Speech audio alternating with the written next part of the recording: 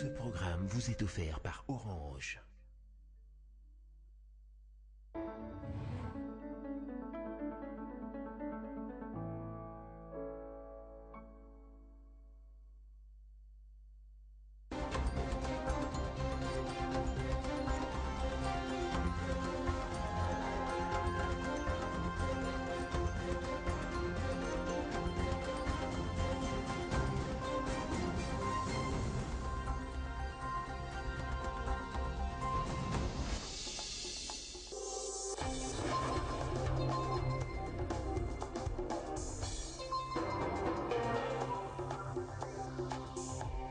Le chef de l'État Joseph Kabila est arrivé ce lundi à Kananga, au Kasaï central, où il a été accueilli triomphalement par une immense foule en liesse de l'aéroport jusque dans la ville, après quoi le président de la République a inauguré une centrale solaire et lancé la société de transport en commun. Nous y reviendrons. Le 27e sommet de l'Union africaine se clôturait ce lundi à Kigali au Rwanda. Parmi les grandes décisions, l'adoption de la célébration de la journée africaine de la musique sur proposition de la RDC, le lancement du passeport commun pour l'Afrique ainsi que le financement de l'organisation par les États membres. Et puis, parade policière ce lundi à Kinshasa, le commissaire provincial de la police-ville de Kinshasa, Célestin Kanyama, a appelé ses agents au respect des consignes hiérarchiques. Il a également félicité la population quinoise pour sa franche collaboration.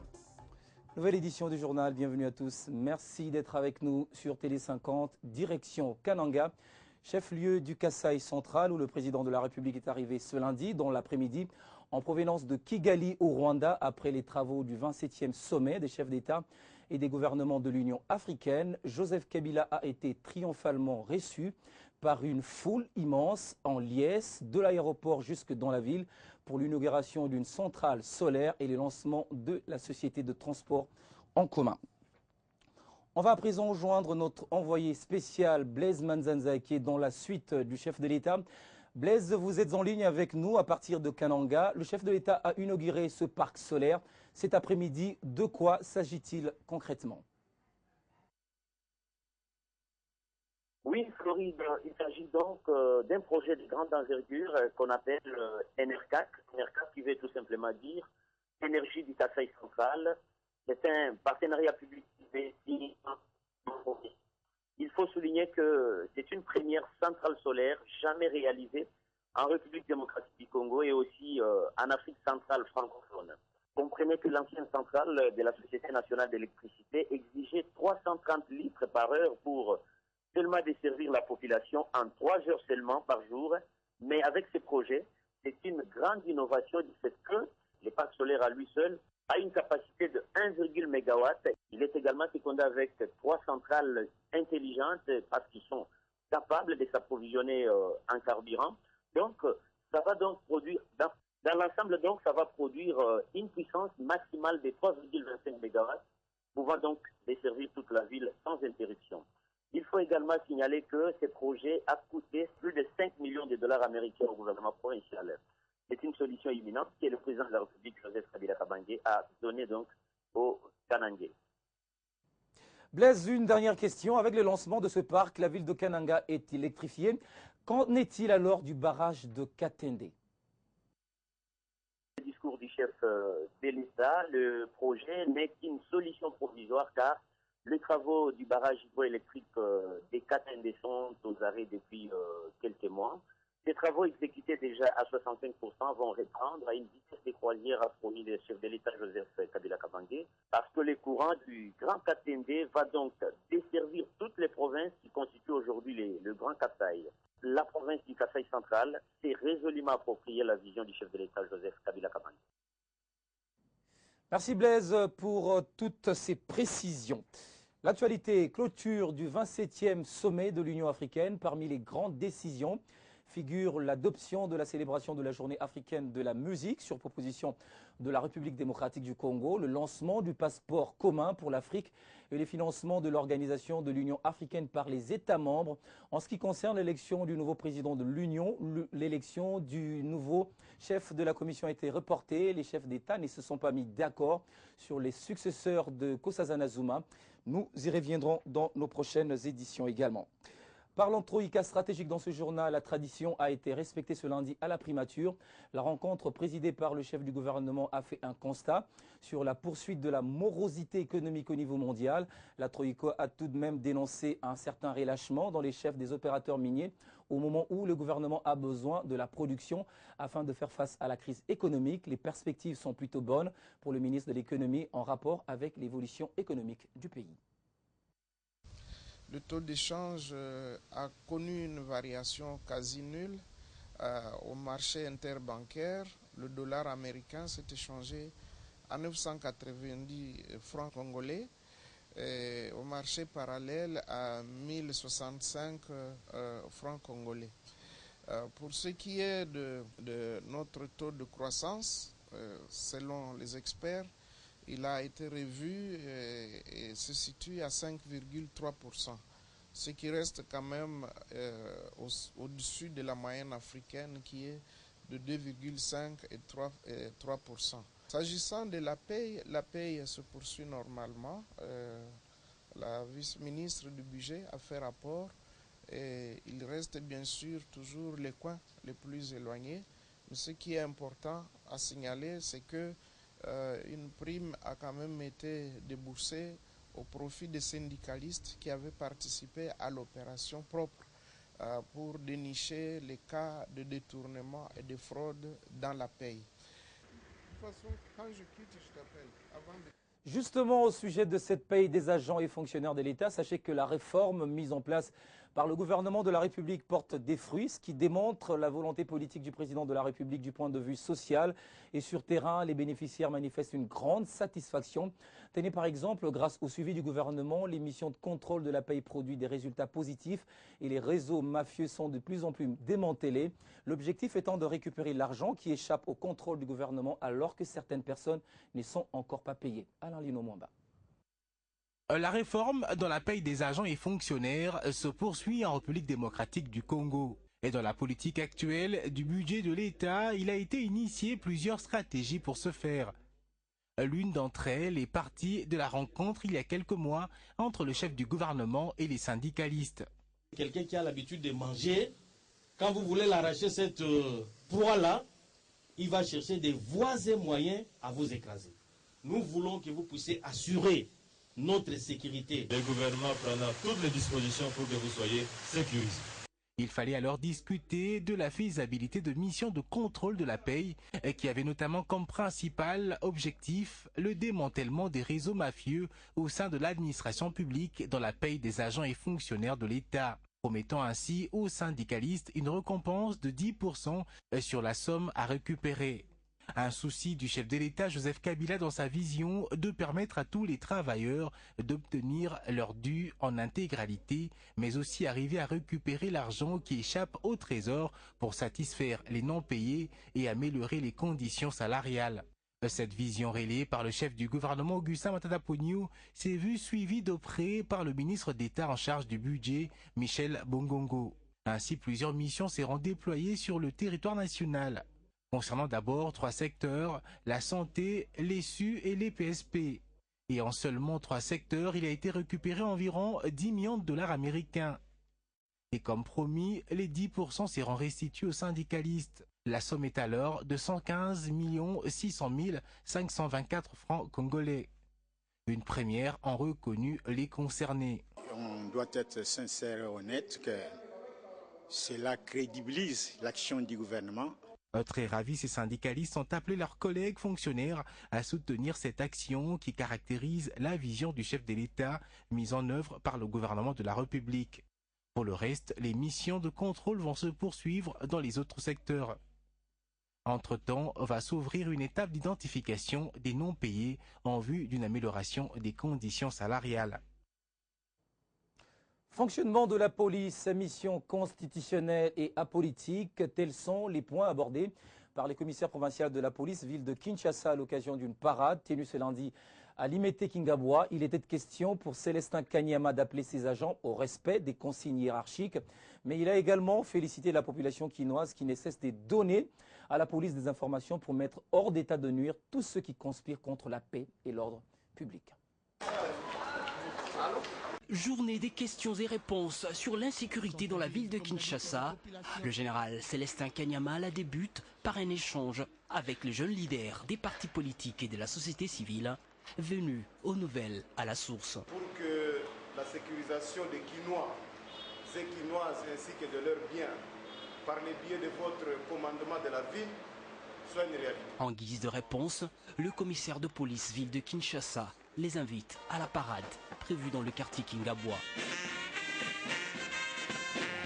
Sur place, Célestin Kanyama rappelle tout d'abord la mission régalienne de la police, respect de la hiérarchie et devoir de faire respecter les lois du pays.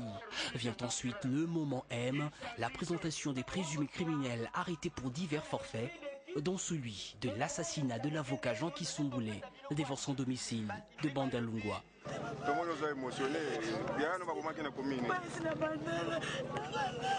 Ces récidivistes, plusieurs fois arrêtés, mis à la disposition de la justice, finissent par se retrouver dehors sans qu'on ne comprenne trop comment. Les jeunes leaders ont ici la réponse à leur questionnement.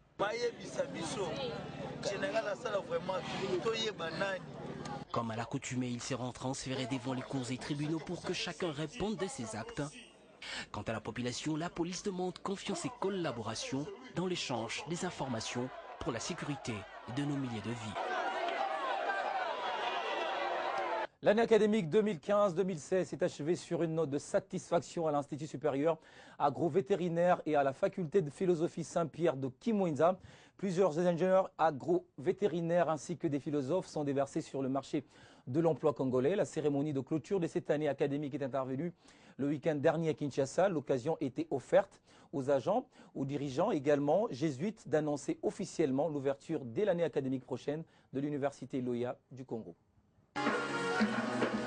Après la messe d'action de grâce, direction la salle polyvalente de la faculté de philosophie Saint-Pierre Canisius de Kimwenza. À l'honneur, ces lauréats ont achevé leur parcours académique, les uns en philosophie, les autres en agrovétérinaire. Bilan jugé positif selon le doyen de la faculté des sciences agronomiques et vétérinaires. Nous sommes contents d'avoir formé les jeunes et je vois leurs parents venir chez nous dire merci pour ce qu'ils ont fait. Parce qu'ici chez nous, on ne vient pas simplement avoir un diplôme. On veut aussi enseigner la philosophie comme manière de vivre, comme exercice spirituel. Motif de satisfaction également de la part des conquérants. Je suis déjà à même de porter un diagnostic par exemple dans une ferme et apporter des soins vétérinaires, pas seulement sur les animaux, mais aussi sur le végétal. Donc à la fin de ce cycle, je suis à même d'exercer mon métier d'ingénieur agro-vétérinaire et j'en suis fier. Occasion faisant le larron, le recteur a annoncé au monde scientifique l'ouverture dès la rentrée académique prochaine de la nouvelle université jésuite dénommée Université Loyola du Congo. De l'Institut à une université. Mais c'est une joie, c'est un rêve qui se réalise. Les jésuites dans ce pays, nous avons toujours rêvé d'avoir une université, parce que nous avons des écoles secondaires. Et nous avons besoin d'accueillir non seulement nos propres élèves que nous formons dans nos collèges, mais nous avons besoin aussi de former les jeunes de plusieurs institutions d'enseignement secondaire qui aimeraient une formation de qualité comme nous en avons l'expérience. En plus des deux facultés existantes, la nouvelle université va intégrer également la faculté des sciences sociales et gestion, la faculté de l'administration des affaires, ainsi que celle des sciences et technologies. Pendant un souci demeure, c'est l'impraticabilité de la route qui ne facilite pas l'accès à cette partie de la capitale Kinshasa. C'était l'essentiel de l'actualité, je vous en rappelle les principaux titres. Le chef de l'État Joseph Kabila est arrivé ce lundi à Kananga, au Kasaï central, où il a été accueilli triomphalement par une immense foule en liesse de l'aéroport jusque dans la ville, après quoi le président de la République a inauguré une centrale solaire et lancé la société de transport en commun. Le 27e sommet de l'Union africaine s'est clôturé ce lundi à Kigali au Rwanda. Parmi les grandes décisions, l'adoption de la célébration de la journée africaine de la musique sur proposition de la RDC, le lancement du passeport commun pour l'Afrique ainsi que le financement de l'organisation par les États membres. Et puis parade policière ce lundi à Kinshasa, le commissaire spécial de la police ville de Kinshasa, Célestin Kanyama, a appelé ses agents au respect des consignes hiérarchiques. Il a également félicité la population quinoise pour sa franche collaboration. Restez avec nous pour la suite de l'actualité.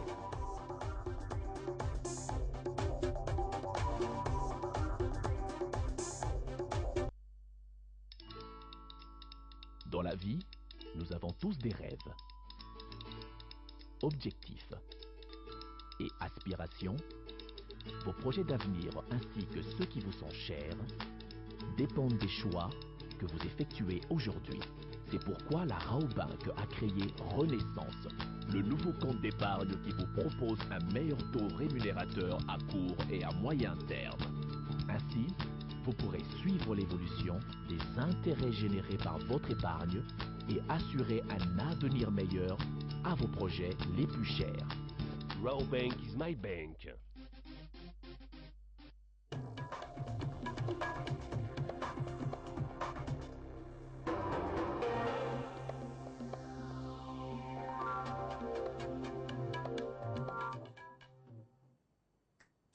Le tour d'horizon de titres à la une de l'actualité du net, c'est la revue de presse de Grace Salambo. Bonsoir et bienvenue madame. Merci Floride. Alors, le premier titre de votre revue de presse intitulé « Le dialogue ». Tout à fait Floride, la tenue prochaine du dialogue national en RDC était au centre des discussions ce lundi à Paris. Le site politico.cd rapporte qu'Étienne Tshisekedi Wamulumba, président de l'UDPS, et quelques opposants qui ont participé au conclave de Janval ont été reçus au Quai d'Orsay. 4 heures, c'est le temps qu'a duré les discussions. Le dialogue convoqué par le chef de l'État étant incontournable, il n'y a plus d'obstacle pour bloquer ce grand rendez-vous. Et de son côté, le site congordc.com, qui ne donne pas plus des précisions, confirme l'information en titrant RDC Tshisekedi reçu au Quai d'Orsay à Paris pendant 4 heures. Dialogue politique Digital Congo, on parle aussi. Ce site renseigne qu'Edem Kodjo est fin prêt. Le facilitateur est en mesure d'organiser le dialogue politique avant le 31 juillet, comme souhaité par le groupe de soutien à la facilitation. Il envisage un dialogue en format très réduit, c'est-à-dire avec très peu de participants et pour une durée de 10 jours. Par ailleurs, la vérité actu confie que pour Maman Sidikou, représentant spécial du secrétaire général de l'ONU, le dialogue s'impose pour éviter les risques des rechutes dans une instabilité politique et le recours à la violence. D'un journal à un autre, Congo Nouveau renchérit que pour l'ancien Premier ministre togolais, les conditions les plus utiles posées par l'opposition pour participer au dialogue ont pour la plupart trouvé des solutions. Et dans le même registre, l'Avenir rapporte que le Conseil de sécurité de l'ONU souligne l'urgence qu'il y a à convoquer un dialogue politique ouvert, inclusif et pacifique. Alors, autre sujet à la une de l'actualité ce lundi, on va terminer le report de l'élection du président de la Commission de l'Union africaine. Oui, Floride, il n'y a pas eu de fumée blanche ce lundi à Kigali, capitale du Rwanda, où se déroulait le 27e sommet de l'Union africaine. Du site RFI.fr, nous apprenons que l'élection du nouveau chef de la Commission, reportée dimanche pour ce lundi, est finalement reportée au mois de janvier 2017. Et pour cause, les chefs d'État ne se sont pas mis d'accord sur le nom du successeur de Nkosazana Dlamini Zuma. Et à ce sujet, Presse Afrique étale de son côté que les chefs d'État qui pensaient que les 3 candidats officiels ne faisaient pas le poids ont eu gain de cause. En effet, 15 chefs d'État d'Afrique de l'Ouest avaient fait une déclaration pour demander un report du vote il y a plus d'un mois. Ce lundi matin, aucun des 3 candidats officiels n'a obtenu les 2 tiers de voix nécessaires. Plus d'une vingtaine de pays se sont abstenus, dont la République démocratique du Congo.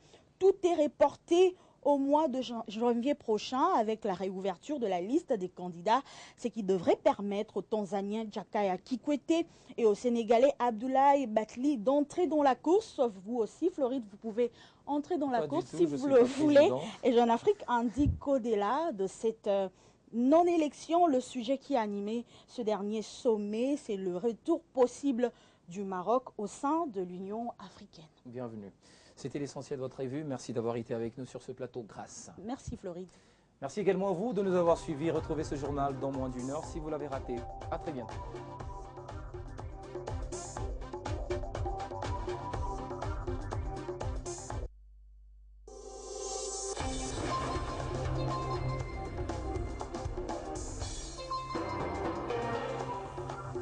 Ce programme vous a été offert par Orange.